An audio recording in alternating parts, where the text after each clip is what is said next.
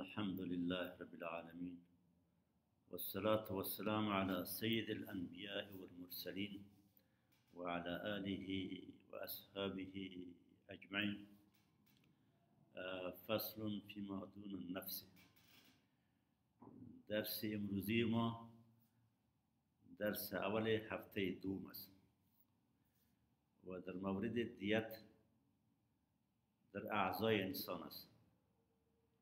در درس قبلی به ارتباط دیت نفس انسان، وقتی که انسان کشته شود و قتل برسد، در مورد مقدار دیتش در درس سابقه هفته گذشته طور تفصیلی صحبت کردیم که یا 100 شتر دیت لازم می شود و اصطلاح اگر پرداخته شود 1000 دینار و اگر از نقره پرداخته شود 10,000 درهم دیت لازم می شود.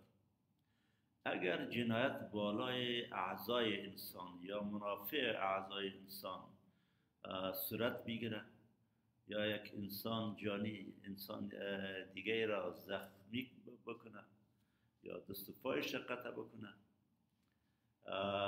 دی اطراف انسان یا اجزای انسان دیتش چی قدر می باشد؟ امروز به ارتباط از این ما می خواهیم صحبت نماییم. صاحب هدایه میگویند فصل فیما دون النفس، فصل است در بیان احکام دیت چیزی که کمتر از نفس باشه که اعضای انسان و اجزای انسان است، مثلا دست و پای، چشم و گوش و دیگر اعضای انسان. اول با ارتباط جنایت بر مادون نفس باید بگیم که اگر جنایت عمدی باشد و قصاص گرفتن در آن ممکن باشد، قصاص گرفته می شود. ولی اگر جنایت عمدی باشد و قصاص گرفتن روی معاصر در آن ممکن نباشد و یا جنایت خطایی باشد، دو صورت دیت لازم می شود که به تفصیل مقدار دیت دی بحث امروزی روی از او بحث می کنیم. صاحب کتاب هدایه میگه قال و فی النفس الدیت، در نفس انسان که کشته شود مکمل دیت لازم می شود و قد ذکرناه، احکامش تفصیلی در بحث گذشته ذکر کردیم. قال با صاحب هدایه میگه و فی المارن الدیت، در مارن دیت است، مکمل دیت است. مارن چی را میگه؟ همین نرمی بینی شخص است.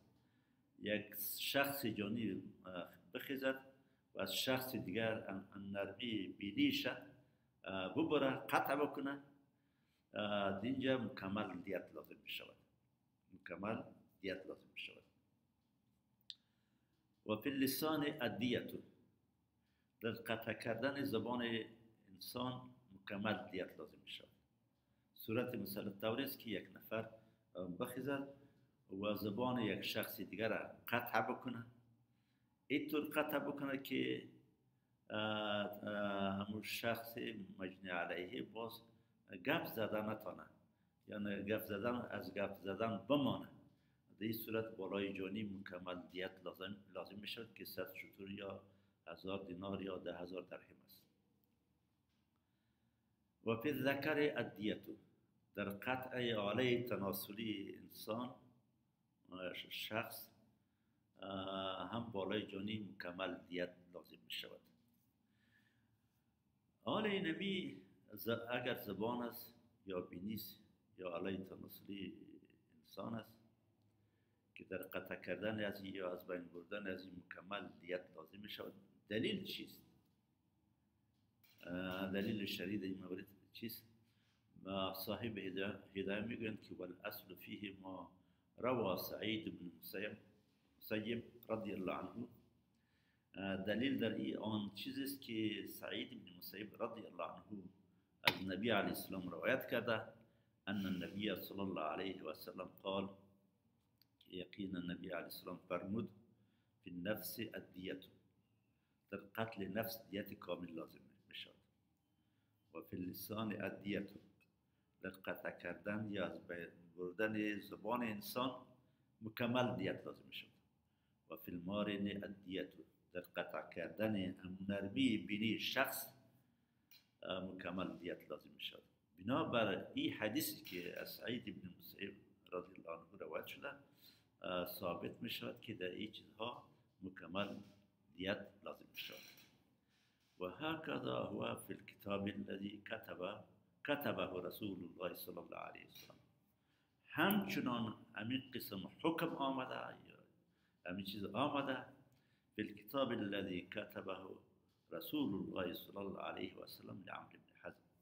دو مکتوبی که رسول علیه السلام برای عمرو بن حزم نوشته کرده بود.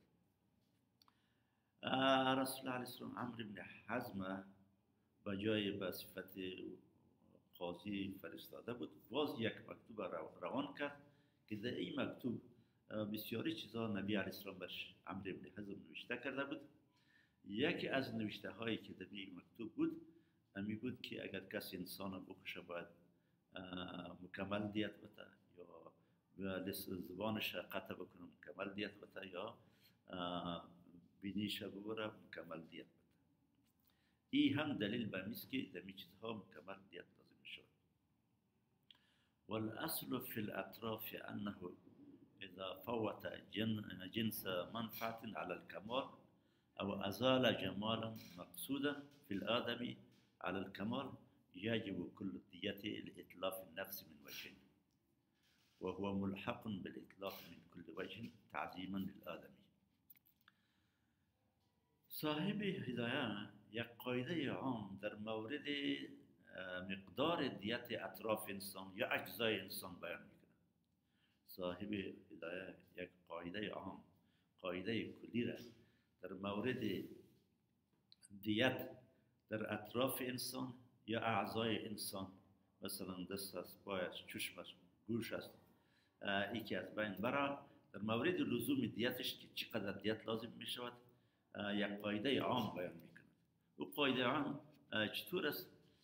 اگر در قطع اعضا یا اطراف انسان طور قطع شود که منفعت از او بالکل از بین برود، مثلا هر دو دست قطع شود که باز به چیز گرفته نمیتونه، یا هر دو چشمش کشیده شود که چیز دیده نتونه، یا هر دو گوشش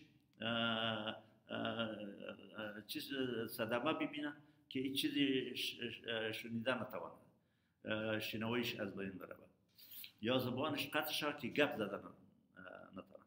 همینطور اگر در تجاوز یا جنایت بالای اعضا یا اطراف انسان صورت بگیره، جنایت تعدی صورت بگیره، در نتیجه از این اما عضو یا طرف کل منفعتش، جنس منفعتش طور کلی از بین برود، یا اما زیبایی که مطلوب و مقصود است او از بین برود، مثلا تعرض بالای موی سرش شود که باز موی سرش هیچ نروید، یا جنایت بالای برودهایش شود که همون برودها هیچ نبراید، یا بالای ابرویش شود که همین ابروی چی باز مویش سبز نکنه، توسط از این جمالش از بین می رود، یا رویش پوست کند که باز امو رویش بدقواره شود، این جمالش از بین برود. بنا در هر دو صورت که جنایت بالای اعضا یا اطراف انسان صورت بگیره که یا منفعتش کلی از بین برود، یا امو زیبایی که مطلوب است او از بین برود، در این کل دیت لازم می شود، کل دیت لازم می شود. چرا که اینمی در حقیقت تلف نفس است، اما مثل که هم نفسش تلف کرده باشد. و هو ملحق به اطلاف من کل الوجه، و این همی چیز ملحق می شود به تلف انسان از که از من کل الوجوه انسان تلف کرده باشد تعظیما للآدمین، به خاطر تعظیم و احترام بنی آدم. زیرا که یک نفر بالای دیگر نفر جنایت بکنه و هر دو دستش قطع بکنه، باز چیز گرفتن نمیتونه، یا هر دو پایش قطع بکنه، مثل که او را بیخی کشته باشد. از این خاطر حدیث رسول الله علیه السلام هم است و به خاطر از اینکه منفعتش به طور کلی از بین برده شرع حکم کرده که ولو که اون شخص زنده است لکن بالای جانی کلی دیت لازم بشود. اصله قضاء رسول الله صلی الله علیه و سلم. اصل همین قاعده که ما هدایت گفته شده اون فیصله رسول علیه السلام است. چطور فیصله کرده؟ به دیت کلها فی اللسان و الانف، که رسول علیه السلام به کل دیت حکم کرده در قطع کردن زبان و بینی.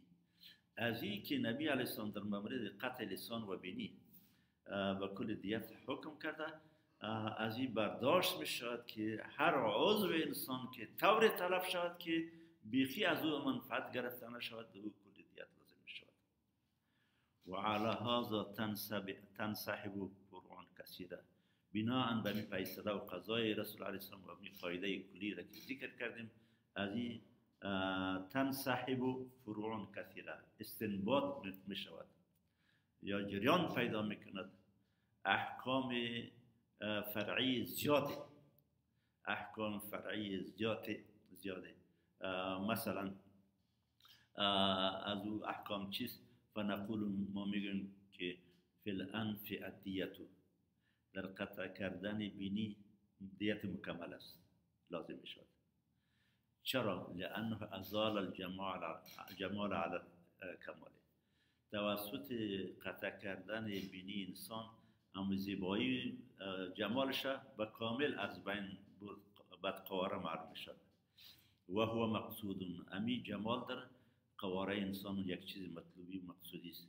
وقتی که ما جمال از بین برود باید کل دیت جانی برش بپردازد.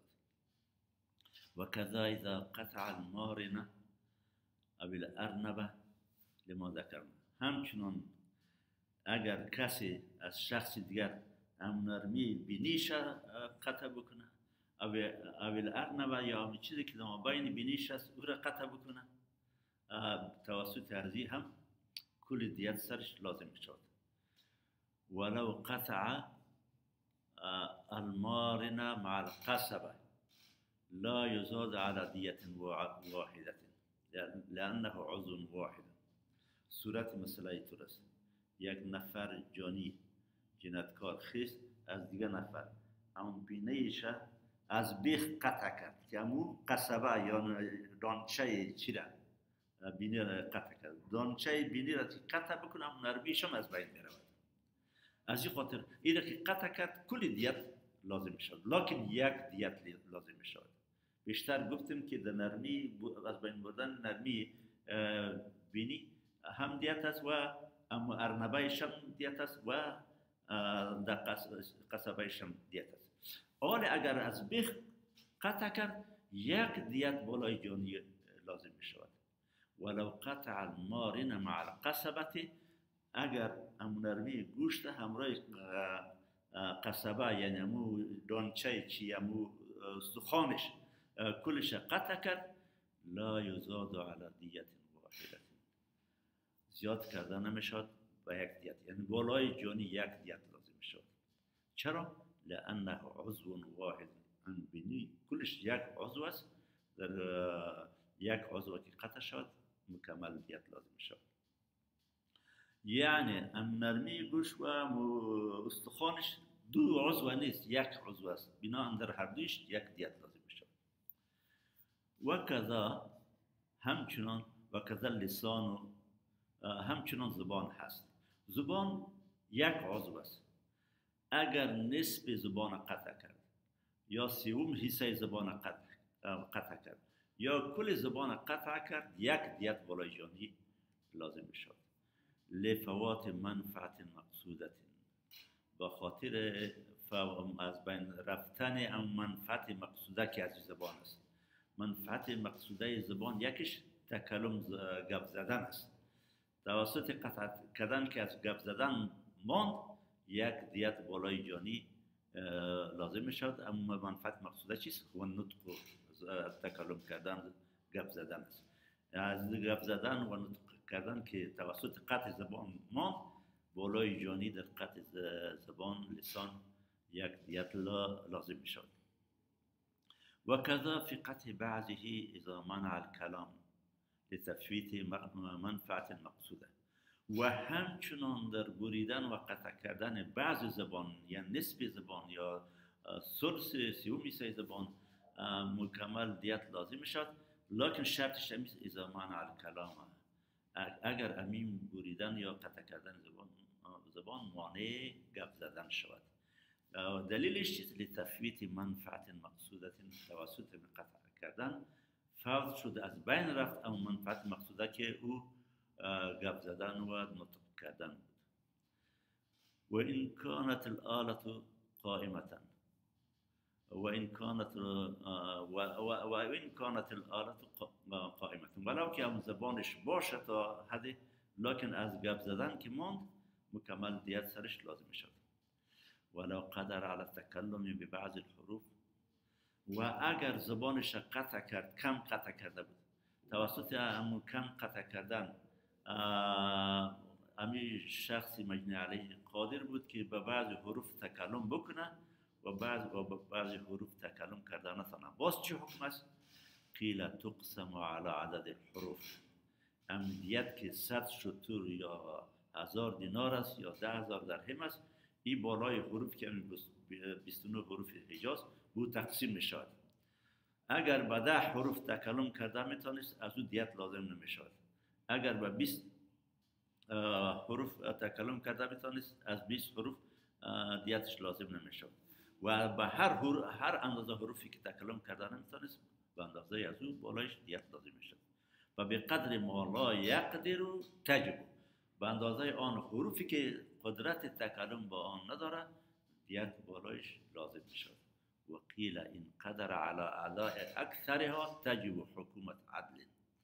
و یک قول دیگه آمده اگر ابی مجنی علیه که زبانش قطع شده، اگر قادر بود به ادا کردن اکثر حروف هجا، تجب حکومت عدل، بالای جانی حکومت عدل لازم می شود، واجب می شود. چرا؟ لحصول الافهام، به خاطر از اینکه افهام و تفهیم حاصل می شد مع الاختلال با کم خلل در افهام و تفهیم. اولا می حکومت عدل چی معناش؟ شاید پسان تعریفش تفصیلی بیاید. حکومت عدل عبارت امیست که قاضی یا وقت یا حاکم وقت او میبیند که امون مجنی علیه چقدر متضرر شده و چقدر ضرر دیده و چقدر مصرف سرش آمده و علاجش چقدر ایجاب میکنه، باز با یک مقدار پیسه حکم میکنه که جانی برای مجنی علیه ایره بپردازه. ایره حکومت عدل میگه. یعنی حکومت عدل متوان است که حکم به او فیصله و حکم میکنه و از طرف شریعت صریح دو چیزی نامده باشد. و این عجز عن اداء الاکثر یجب کل دیته، اگر امی مجنی علیه که زبانش بریده شده ناتوان شده بود، عاجز مانده بود از ادا کردن اکثر حروف، یجب کل دیته، باز بالای جانی کل دیت لازم میشد. لأن الظاهر انه لا تحصل منفعت الکلام، از ظاهرش همینطور معلوم میشد که منفعت فایده گپ زدن از او به دست نمیآید، به دست آمده نمیکنه. این در مورد زبان بود. این حکم در مورد زبان بود که در قطع زبان چقدر دیت لازم میشد.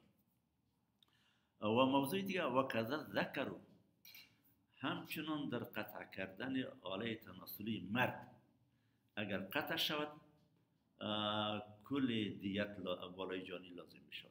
و چرا؟ لأنه يفوت به منفعة الوطي والإيلاد واستمساك البول والرمي به والدفق الماء والعلاج الذي هو طريق الإعلاق عادة. چرا؟ توسط قطع آله تناسلی مرد چند منفعت فوت می شود، از بین می رود. یکی منفعت وتی آله تناسلیش قطع شد جماع کرده نمیتونه. ولی ایلادی و و ای از اولاد و ایلاد منفعت ایلاد یعنی اولاد آوردن از این چیز می شود میمانه. و استمساک البول و بول خدا گرفتن نمیتونه، میتونه بولش جاری می باشد. و رمی بهی و همچنان همو بولش پیش رفتن نمیتونه که او را پیش بزنه. و دفق الماء همو منیش درست خارج شده نمیتونه. ولی علاج التي هو طریق الاعلاق و همچنان آلای تناسل که قطع شد او را داخل کرده نمیتونه در فرج زن که وسیله اخذ حمل شود طور عادتی. بناء این قطع آلای تناسلی سبب فوت این منفعت ها می شود. این منفعت ها که فوت شد بالای جانی مکمل دیت لازم می شود. و کذا فی الحشفة الدیت کاملة. الدیت کاملة همچنان در قطع کردن حشفه ذکر سر ذکر بالای جانی دیت کامل لازم می شود. چرا؟ لأن الحشفة اصل فی منفعت العلاج. امی حشفه ذکر یا سر ذکر این اصل است در داخل کردن همون ذکر در فرج زن و خانم و اصل است در دفق و در خز زدن همین منی که در داخل شد. و القصبت کتابع لکم عمود دانچه چی یا قصبه چی تابع همی حشفه است. اگر حشفه صحیح بود او هم کار کرده میتونه، اگر حشفه نقص داشت یا همون دانچهش هم کار کرده نمیتونه. مسئله دیگه قال و فی العقل اذا ذهب بالضرب الدیت. در عقل انسان و دماغ انسان اذا ذهب بالضرب الدیت وقتی که این از بین برده شد توسط ضربه زدن دیت کامل است لازم میشد. صورت مسئله همیست که یک نفر دیگر نفر در فرق سرش زد عقلش از بین رفت، توسط از بین رفتن عقلش بالای جانی مکمل دیت لازم می شود. چرا؟ لفوات منفعت الادراکی. چرا که با ضربه عقل منفعت درک کردن ادراک یعنی احساس از بین می رود و درک احساس کردن نمی تونه. اذ به ینتفع بنفسه فی معاشه و معاده. امی به منفعت ادراک صاحب شخص یا با واسطه عقل بهره میبرد در نفس خود در زندگی دنیا و در زندگی آخرت. ای که عقلش از بین رفت از این منفعت محروم میماند. بناهن بالای از بین رفتن عقل توسط ضرب دیت کامل بالای جانی لازم میشود. قال صاحب هدایه میگه و کذا اذا ذهب سمعه او بصره او شمه او ذوقه. همچنان اگر توسط جنایت یک شخص شنوایی شخص از بین رفت او بصره یا بیناییش از بین رفت او شمه یا حس شامهش و بویش از بین رفت او ذوقه یا حس ذائقهش از بین رفت دی کلش هر کدامش دیت کامل لازم شد. لأن كل واحد منها منفعت مقصوده. به خاطر از اینکه هر کدام از این سمع و بصر شم ذوق یک منفعت مقصودی است. وقتی که منفعت مقصودی از بین برود مکمل دیت لازم شد.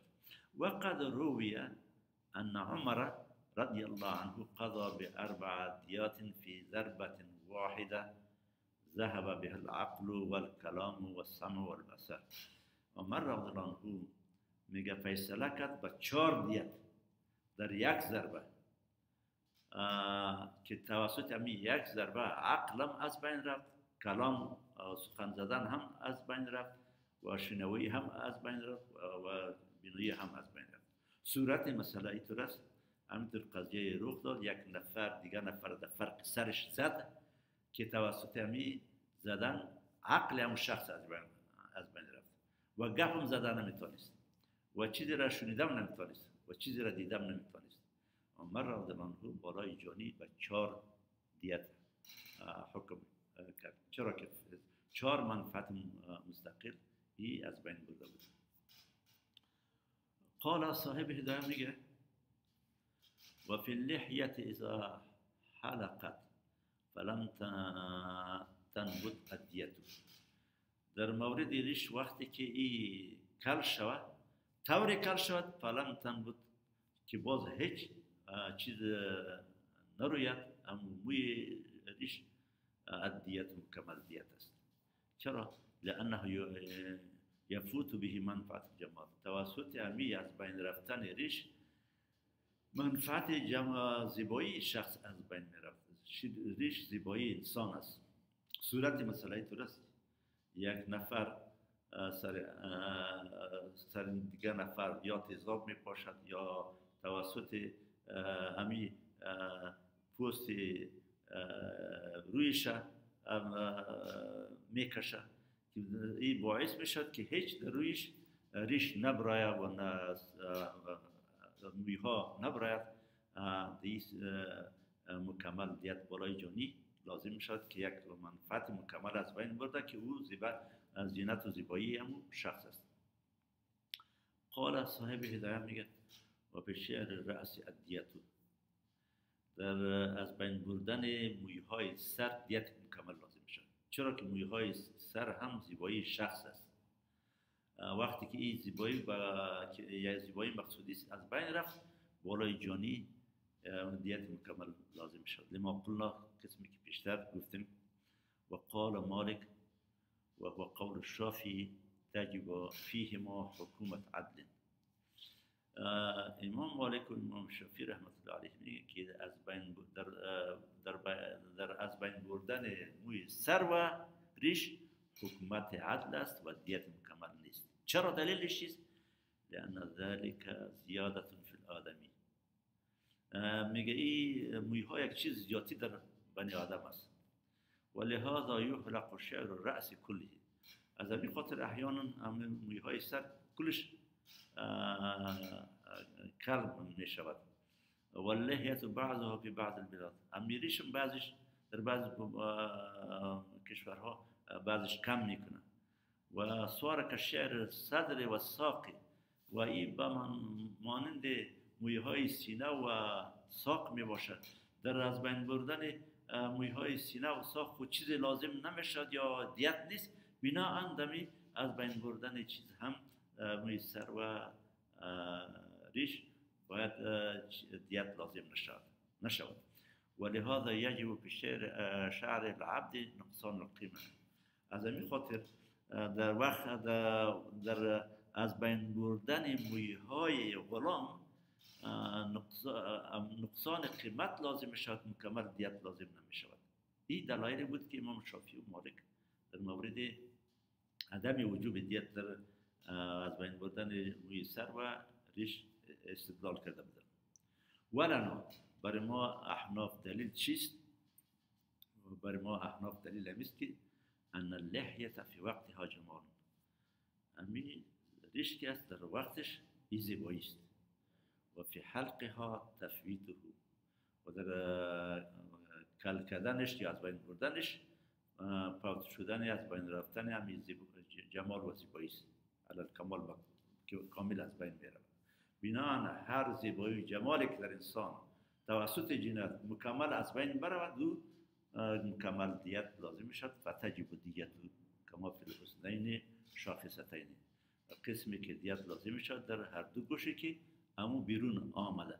اگر کسی هر دو گوش بیرون از بیخ قطع بکنه، بالای جانی دیت شاخصتین بیرونی که میتر بلند است دیت مکمل لازم شد.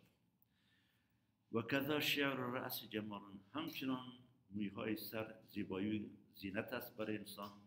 وقتی که از بین رفت توسط جنات، بعد هم جانی مکمل دیت برای مجنی علیه بده. الا ترى ان من عدمه خلقتا یتکلف فی ستره. آیا نمیبینی وقتی که یک کسی از ابتدای خلقت موی سرش نباشد، کل باشد، این سر خود یتکلف فی ستره، کوشش میکنه در پوشاندن از این کسی سرش نبینه که برشان کل نگوید. بنا از این معلوم میشد که موی سر زیبایی است. وقتی که در نتیجه جنت از بین رفت، بالای جانی باید مکمل دیت لازم میشود.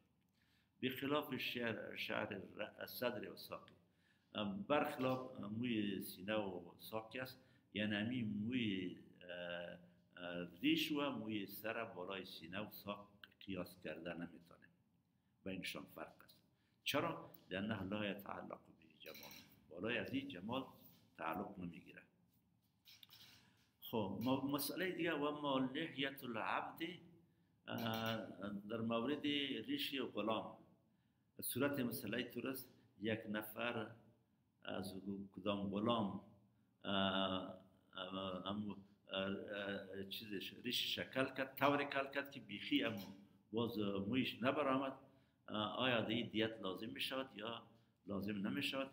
فعن ابی حنیفه انه یجب فیه کمال القیمه. نزد امام ابو حنیفه رحمت الله علیه دی کامل قیمت غلام لازم می شود. غلام که هر قدر قیمت داشت، جانی باید بره مولای امی قیمت رو پردازه. و تخریج على الظاهر ان المقصود بالعبد المنفعه بالاستعمال دون الجمال. تخریج این مسئله در ظاهر امیست که اصلا هدف ان المقصود بالعبد المنفعه، اصلا هدف از غلام منفعت گرفتن، از فایده گرفتن از غلام است. بالاستعمالی که او را در کار استخدام میکنه یا دیگر کارها سرش میکنه. دون الجمال، اصل مقصود در چیز جمال نیست. بناهن وقتی که مقصود منفعت شد، توسط امی قیمتش از بین میرود یا قیمتش نقصان میکنه، بناهن قیمتش لازم میشود نه دیتش. بخلاف الحر، برخلاف امی حر که است، اگر از حر ریش از بین رفت، اصل مقصود او جمال است، باز مکمل دیت لازم می شود.